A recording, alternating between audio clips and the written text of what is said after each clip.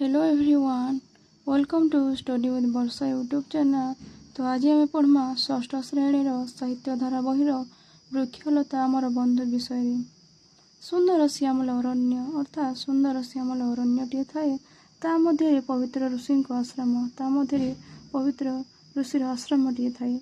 शिष्य मैंने अध्ययनरत अर्थात शिष्य मैंने सेठारे पाठ पढ़ुले।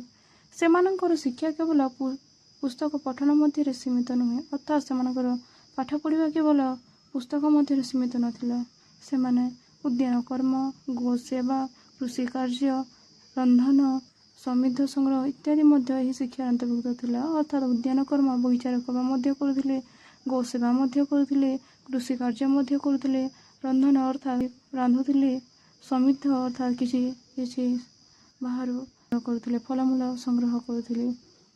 एकदा गुरु शिष्य मानक परीक्षा करने को स्थिर कले। तापर एकदा थरे गुरु शिष्य मानक परीक्षा करने स्थिर कले।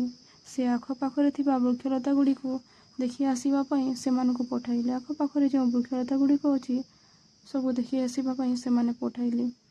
और क्यों वृक्षता लताटी मनुष्यर उपकार आसुना ता जणाइबा निर्देश देले। और क्यों वृक्षलता गुड़िक मनुष्यर उपकार आसुना ता जणाइबा शिष्य मान को निर्देश देले।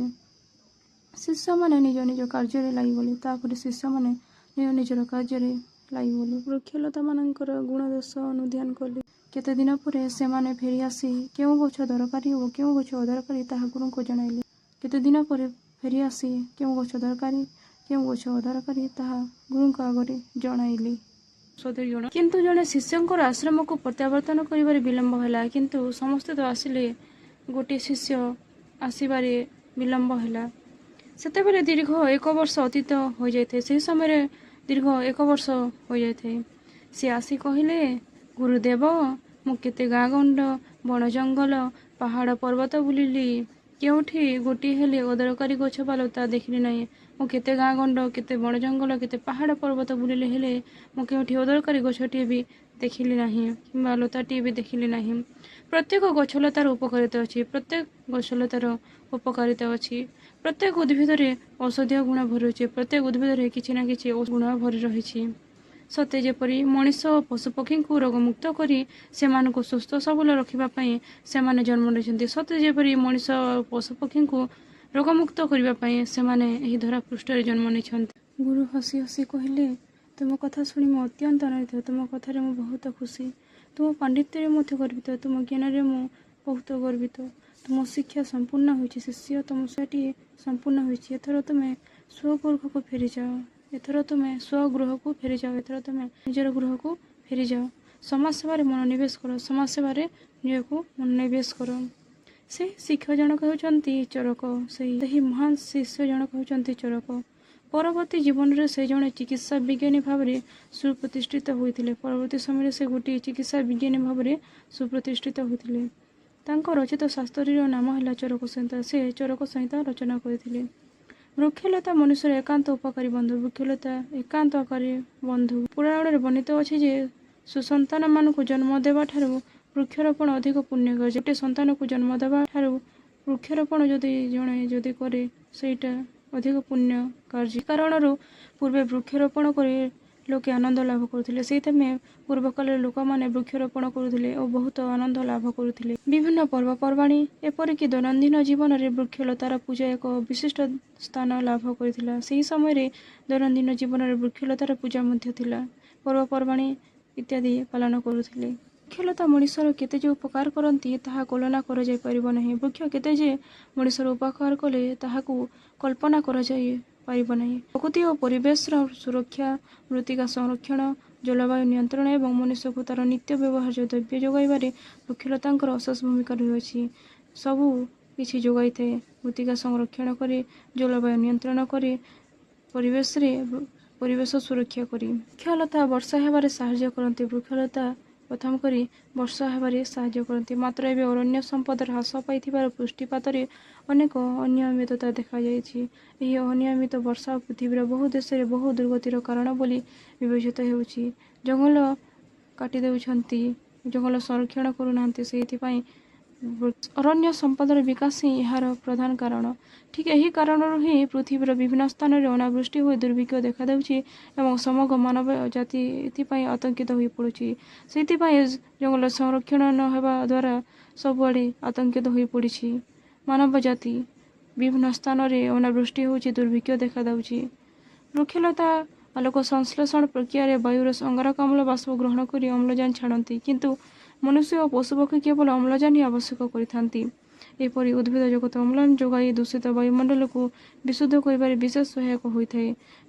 ଦୂଷିତ ବାୟୁମଣ୍ଡଳକୁ ବିଶୁଦ୍ଧ କରିବାରେ ବୃକ୍ଷଲତାର ଭୂମିକା ଅତ୍ୟନ୍ତ ଗୁରୁତ୍ୱପୂର୍ଣ୍ଣ।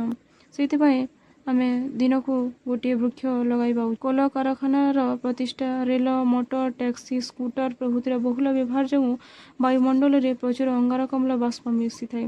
ଏହା ମନୁଷ୍ୟର ସ୍ୱାସ୍ଥ୍ୟ ପକ୍ଷେ ବିଶେଷ କ୍ଷତିକାରକ। ବହୁତ କ୍ଷତିକାରକ ହୋଇଥାଏ। ବିଭିନ୍ନ ଅଙ୍ଗାରକାମ୍ଳ ଗୁଡ଼ିକ ଏହି ଅଙ୍ଗାରକାମ୍ଳ ଗ୍ରହଣ କରି ପରିବେଶକୁ ପ୍ରଦୂଷଣମୁକ୍ତ କରିଥାନ୍ତି। ମାତ୍ର ବର୍ତ୍ତମାନ କାଳରେ ବୃକ୍ଷଲତା ଅଭାବରେ ମନୁଷ୍ୟ କିପରି ବିପଦର ସମ୍ମୁଖୀନ ହେଉଛି ତାହା ସହଜରେ ଅନୁମେୟ। ମାତ୍ର ବର୍ତ୍ତମାନଟି ଜଙ୍ଗଲ ସଂରକ୍ଷଣ କରୁନାହାନ୍ତି ଲୋକେ। ଜଙ୍ଗଲକୁ କାଟି ଦେଉଛନ୍ତି କଳକାରଖାନାମାନ ବସାଇବା ପାଇଁ। ସେଥିପାଇଁ ଅଧିକ ଅସୁବିଧା ଭୋଗ କରିବାକୁ ପଡ଼ୁଛି। ବୃକ୍ଷଲତା ମୃତ୍ତିକା ସଂରକ୍ଷଣରେ ମଧ୍ୟ ସାହାଯ୍ୟ କରିଥାନ୍ତି। ସେମାନେ ଭୂମି ଭିତରେ ଚେର ବିସ୍ତାର କରି ଏବଂ ଉପର ଡାଳପତ୍ର ଢାଙ୍କି ବର୍ଷା ଓ ଜଳସ୍ରୋତର ମୃତ୍ତିକାକୁ ରକ୍ଷା କରନ୍ତି। ମାତ୍ର ଯେଉଁ ଅଞ୍ଚଳରେ ଜଙ୍ଗଲ ନଷ୍ଟ ହୋଇଥାଏ ସେଠାରେ ସହଜରେ ମାଟି ଧୋଇ ହୋଇଯାଏ। ସେହି ଭୂମି ଶୁଷ୍କ, ଟାଙ୍ଗର ଅନୁର୍ବର ହୋଇ ପଡ଼ି ରହେ। ଯେଉଁ ସ୍ଥାନରେ ଜଙ୍ଗଲ ସଂରକ୍ଷଣ କରନ୍ତି ନାହିଁ ସେହିଠାରେ ଭୂମି କ୍ଷୟ ହୋଇଥାଏ। ପୂର୍ବେ ଯେଉଁ ଅଞ୍ଚଳ ସୁନ୍ଦର ଓ ଶ୍ୟାମଳ ଶୋଭା ସମ୍ପଦରେ ପରିପୂର୍ଣ୍ଣ ଥିଲା, ଅରଣ୍ୟ ନଷ୍ଟ ହେବା ଫଳରେ ଆଜି ତାର ନିରସ କଙ୍କରିଲ ଧୂସର ଭୂମିରେ ପରିଣତ ହୋଇଛି। ସେଥିପାଇଁ ବ୍ୟାପକ ବନୀକରଣ ଦ୍ୱାରା ମରୁଭୂମିର ସମ୍ପ୍ରସାରଣରୁ ପୃଥିବୀକୁ ରକ୍ଷା କରିବାକୁ ଉଦ୍ୟମ ହେଉଛି। ବଣ ଜଙ୍ଗଲ ନଷ୍ଟ ହେବା ଫଳରେ ମୃତ୍ତିକା କ୍ଷୟ ଘଟି ଜଳଭଣ୍ଡାର ଓ ନଦୀ ପୁଷ୍କରିଣୀର ଶଯ୍ୟା ପୋତି ହୋଇଯାଏ। ବହୁ ଅର୍ଥ ବ୍ୟୟରେ ନିର୍ମିତ ଆମ ହୀରାକୁଦ ଜଳଭଣ୍ଡାର ଅନୁରୂପ ବିପଦର ସମ୍ମୁଖୀନ ହୋଇଛି। ଏହାର ପ୍ରତିକାର ଜଳଭଣ୍ଡାରର ଚତୁଃପାର୍ଶ୍ୱରେ ବିସ୍ତୃତ ଅରଣ୍ୟ ସୃଷ୍ଟି ଦ୍ୱାରା ହିଁ ସମ୍ଭବ। ଚାରିପାର୍ଶ୍ୱରେ ଯେଉଁ ଅରଣ୍ୟ ଅଛି ସେଥିପାଇଁ ମୁଖ୍ୟତଃ ଜଳଭଣ୍ଡାର ଭଲ ଅଛି। ନିର୍ବିଚାରରେ ଜଙ୍ଗଲମାନ ଧ୍ୱଂସ କରାଯାଉଥିବାରୁ କାଠ, ଲାଖ, ଝୁଣା ଆଦି ଜଙ୍ଗଲଜାତ ପଦାର୍ଥ କ୍ରମେ ଦୁର୍ମୂଲ୍ୟ ହୋଇପଡ଼ୁଛି। ଘନ ଜଙ୍ଗଲ ଅଭାବରୁ ଅନେକ ପଶୁପକ୍ଷୀ ମଧ୍ୟ ଲୋପ ପାଇଗଲେଣି। ଜଙ୍ଗଲ ସଂରକ୍ଷଣ ନ ହେବା ହେତୁ ଏବେ ବଞ୍ଚି ରହିଥିବା ଦୁର୍ବଳ ଜୀବଜନ୍ତୁମାନଙ୍କର ସ୍ୱର ହୁଏତ ଆଉ କେତେଦିନ ପରେ ଶୁଣାଯିବ ନାହିଁ। ବର୍ତ୍ତମାନ ପର୍ଯ୍ୟନ୍ତ ଯେଉଁ ପଶୁପକ୍ଷୀ ମଧ୍ୟ ବଞ୍ଚିଛନ୍ତି ସେମାନେ ବି ଧୀରେ ଧୀରେ ଲୋପ ପାଇଯିବେ, କାରଣ ଜଙ୍ଗଲକୁ ସୁରକ୍ଷା କରୁନାହାନ୍ତି କେହି ବି। ଅନେକ କଞ୍ଚାମାର ଅଭାବ ପଡ଼ି ରହିଛି। ମାନବର ପରମ କର୍ତ୍ତବ୍ୟ ହେଉଛି ଅରଣ୍ୟର ଯତ୍ନ ନେଇ ଏହି ପଶୁପକ୍ଷୀ ଜଙ୍ଗଲଜାତ ପଦାର୍ଥଗୁଡ଼ିକର ବିକାଶ। ମାନବର ପ୍ରଥମ କର୍ତ୍ତବ୍ୟ ହେଉଛି ଅରଣ୍ୟର ଯତ୍ନ ନେଇ ପଶୁପକ୍ଷୀ ଜଙ୍ଗଲଜାତ ପଦାର୍ଥଗୁଡ଼ିକର ବିକାଶ ଘଟାଇ ଭଲ ଜଙ୍ଗଲ ଯତ୍ନ ନେବା, ଜଙ୍ଗଲଜାତ ପଦାର୍ଥଗୁଡ଼ିକର ବିକାଶ ଘଟାଇବା, ପଶୁପକ୍ଷୀ ସଂରକ୍ଷଣ କରିବା, ପଶୁପକ୍ଷୀର ଯତ୍ନ ନେବା। ଉଦ୍ଭିଦ ଓ ପ୍ରାଣୀ ପରସ୍ପର ନିର୍ଭରଶୀଳ। ପ୍ରାଣୀ ଜଗତର ବିନା ସାହାଯ୍ୟରେ ଉଦ୍ଭିଦ ଜଗତ ବଞ୍ଚିପାରେ, ମାତ୍ର ଉଦ୍ଭିଦ ଜଗତ ବ୍ୟତୀତ ପ୍ରାଣୀ ଜଗତ ବଞ୍ଚିବା ଏକାନ୍ତ ଅସମ୍ଭବ। ପ୍ରାଣୀ ଜଗତ ବିନା ସାହାଯ୍ୟରେ ଉଦ୍ଭିଦ ଜଗତ ବଞ୍ଚିପାରେ, କିନ୍ତୁ ମାତ୍ର ଉଦ୍ଭିଦ ଜଗତ ବ୍ୟତୀତ ପ୍ରାଣୀ ଜଗତ ବଞ୍ଚିବା ସମ୍ଭବ ନୁହେଁ। ବାୟୁମଣ୍ଡଳର ବିଶୁଦ୍ଧତା, ବୃଷ୍ଟିପାତ, ମୃତ୍ତିକା ସଂରକ୍ଷଣ, ବିଭିନ୍ନ ଖାଦ୍ୟ ପାନୀୟ, ବସ୍ତ୍ର, ବାସଗୃହ ଇତ୍ୟାଦି ଆମେ ଉଦ୍ଭିଦଜାତ ନିକଟରେ ଏକାନ୍ତ ଋଣୀ। ପୃଥିବୀର ଲୋକସଂଖ୍ୟାର ଦ୍ରୁତ ଅଭିବୃଦ୍ଧି ଫଳରେ ଉଦ୍ଭିଦ ଜଗତ ଉପରେ ପ୍ରବଳ ଚାପ ପଡ଼ୁଛି। କ୍ରମଶଃ ଜଙ୍ଗଲ ନଷ୍ଟ ହୋଇଯାଉଛି। କ୍ରମେ କ୍ରମେ ଜଙ୍ଗଲଗୁଡ଼ିକ ନଷ୍ଟ ହୋଇଯାଉଛି। ବହୁତ କଳକାରଖାନାମାନେ ବନାଯାଉଛି, ସେଇଥିପାଇଁ ଜଙ୍ଗଲ ନଷ୍ଟ ହୋଇଯାଉଛି। ସତେ ଯେପରି ଆମେ ଯେଉଁ ଗଛର ଡାଲରେ ବସିଛୁ ସେହି ଡାଲର ମୂଳକୁ ହାଣୁଛୁ, ଠିକ୍ ସେହିପରି ଆମେ ଯେଉଁ ଗଛରେ ବସିଛୁ ସେହି ଗଛର ଡାଲକୁ ହିଁ ଆମେ କାଟୁଛୁ। ଏହି ଦୁଷ୍କର୍ମର ଅବସାନ ନ ଘଟିଲେ ଆମେ ଦୁର୍ଦ୍ଦଶାର ସୀମା ରହିବ ନାହିଁ। ଏହି ଦୁଷ୍କର୍ମ ଯଦି ଆମେ ନ କରିବା ତାହେଲେ ଆମେ ଭଲ ପରିବେଶଟି ପାଇପାରିବା। ବୃକ୍ଷଲତା ଆମର ବନ୍ଧୁ। ଅରଣ୍ୟ ବିନାଶ ପରିବର୍ତ୍ତେ ନୂତନ ଅରଣ୍ୟ ସୃଷ୍ଟି ଆମର ଲକ୍ଷ୍ୟ ହେବା ଏକାନ୍ତ ଆବଶ୍ୟକ। ନୂତନ ଅରଣ୍ୟ ସୃଷ୍ଟି କରିବା ଏବଂ ଭଲ ପରିବେଶ ସୃଷ୍ଟି କରିବା ଏହା ମନୁଷ୍ୟର ଲକ୍ଷ୍ୟ ହେବା ଆବଶ୍ୟକ। ଏହି ଦୃଷ୍ଟିରୁ ଆମ ଦେଶର ବିଭିନ୍ନ ଯୋଜନା କାର୍ଯ୍ୟକାରୀ ହେଉଛି। ଏହି ଦୃଷ୍ଟିରୁ ଆମ ଦେଶରେ ବିଭିନ୍ନ ଯୋଜନା ମଧ୍ୟ କାର୍ଯ୍ୟକାରୀ ହେଉଛି। ସେଗୁଡ଼ିକ ହେଲା ମୃତ୍ତିକା ସଂରକ୍ଷଣ, ବନ ସଂରକ୍ଷଣ, ସାମାଜିକ ବନୀକରଣ ଯୋଜନା ପ୍ରଭୃତି ଏହାର ଦୃଷ୍ଟାନ୍ତ। ବୃକ୍ଷଲତାକୁ ସବୁଜ ସ୍ୱର୍ଣ୍ଣ ବୋଲି କୁହାଯାଏ, ଅର୍ଥାତ୍ ବୃକ୍ଷଲତାକୁ ସବୁଜ ସ୍ୱର୍ଣ୍ଣ ଅର୍ଥାତ୍ ସୁନା ବୋଲି କୁହାଯାଏ। ଯଥା ତ ଏହା ସୁନାଠାରୁ ମଧ୍ୟ ବହୁ ଗୁଣରେ ମୂଲ୍ୟବାନ, ଅର୍ଥାତ୍ ଏହା ସୁନାଠାରୁ ମଧ୍ୟ ବହୁ ମୂଲ୍ୟବାନ ହେଉଛି ବୃକ୍ଷଲତା। ଆମେ ଏହି ଅମୂଲ୍ୟ ବନ ସମ୍ପଦର ସୁରକ୍ଷା ଓ ବିକାଶ ନ କଲେ ଆମର ସ୍ଥିତି ବିପନ୍ନ ହୋଇ ପଡ଼ି ରହିବ। ଆମେ ଯଦି ବୃକ୍ଷଲତାକୁ କ୍ଷତ ନ କରିବା, ସଂରକ୍ଷଣ ନ କରିବା, ତାହେଲେ ଆଗକୁ ଆମକୁ ବହୁତ ଅସୁବିଧା ଭୋଗ କରିବାକୁ ପଡ଼ିବ। ସେଇଥିପାଇଁ ଆମେ ପ୍ରତ୍ୟେକ ଦିନ ଗୋଟିଏ ଗଛ ଲଗାଇବା ଉଚିତ। ଗଛ ଲଗାଇବା ପାଇଁ ଚେଷ୍ଟା କରିବା ଉଚିତ, ଯାହାଦ୍ୱାରା ଆମେ ଏକ ସୁସ୍ଥ ପରିବେଶ ଗଠନ କରିପାରିବା। ବୃକ୍ଷଲତାକୁ ସଂରକ୍ଷଣ କଲେ ଆମେ ଉତ୍ତମ ଜୀବନ ଲାଭ କରିବା। ବୃକ୍ଷଲତା ଆମର ବନ୍ଧୁ ଏହି ମହାନ ଗଦ୍ୟଟିକୁ ଲେଖିଛନ୍ତି ଡକ୍ଟର ଜଗନ୍ନାଥ ମହାନ୍ତି। ସେ 1937ରେ ଜନ୍ମଗ୍ରହଣ କରିଥିଲେ ଏବଂ 2011ରେ ମୃତ୍ୟୁବରଣ କରିଥିଲେ। ପୁରୀ ଜିଲ୍ଲାର ଗୋପାଳ ଥାନା ଅନ୍ତର୍ଗତ ଜଙ୍ଗଲପୁରୀ ଗ୍ରାମରେ ଜନ୍ମ ହୋଇଥିଲେ। ସେ ଜଣେ ବିଶିଷ୍ଟ ଶିଶୁ ସାହିତ୍ୟ ଲେଖକ ଭାବରେ ସୁପରିଚିତ। ସେ ଗୋଟିଏ ଶିଶୁ ସାହିତ୍ୟ ଭାବରେ ବହୁତ ସୁପରିଚିତ। ଦରିଆ ଅଜାର ମଜା ଦୁନିଆ ପୁସ୍ତକ ପାଇଁ ସେ ଜାତୀୟ ପୁରସ୍କାର ପାଇଥିଲେ। ସେ ଦରିଆ ଅଜାର ମଜା ଦୁନିଆ ପାଇଁ ଜାତୀୟ ପୁରସ୍କାର ପାଇଥିଲେ ଏବଂ ଆଲୁଅର କୁହୁକ ଆଉ ଶବ୍ଦର ଲୁଚକାଳି ଦୂର ଦିଗନ୍ତ ପୁସ୍ତକ ପାଇଁ ଓଡ଼ିଆ ସାହିତ୍ୟ ଏକାଡେମୀ ପୁରସ୍କାର 2 ଥର ଲାଭ କରିଥିଲେ। ସେ ଥରେ ନୁହେଁ 2 ଥର ଲାଭ କରିଥିଲେ ଦୂର ଦିଗନ୍ତ ଆଲୁଅର କୁହୁକ ଶବ୍ଦର ଲୁଚକାଳି ପାଇଁ ଓଡ଼ିଆ ସାହିତ୍ୟ ଏକାଡେମୀ ପୁରସ୍କାର।